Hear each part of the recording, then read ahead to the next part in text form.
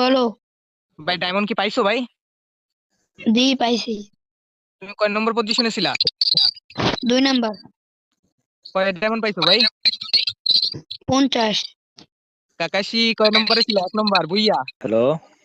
Kakashi বুইয়া পাইছো না? হ্যাঁ। উইকলি লাইট পাইছো? হ্যাঁ পাইছি। ধন্যবাদ তোমাকে।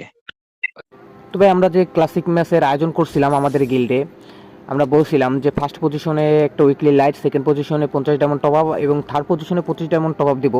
তো আমরা ওই ম্যাচটা, প্রথম ম্যাচটা কিন্তু কমপ্লিট করে ফেলাইছি এবং প্রথম ম্যাচের উইনার ছিল বুয়ানি, ছিল আপনার কাকাশি, এবং সেকেন্ড পজিশনে ছিল আরাফ ভাই, আর থার্ড পজিশনে ছিল জিয়াদ।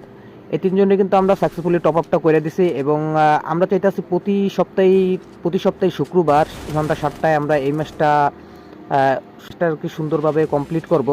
তো যারা যারা চাইতেছেন আমাদের গিল্ডে জয়েন নিতে, তারা অবশ্যই আমার গিল্ডে জয়েন নিয়ে নেবেন। আল্লাহ হাফেজ।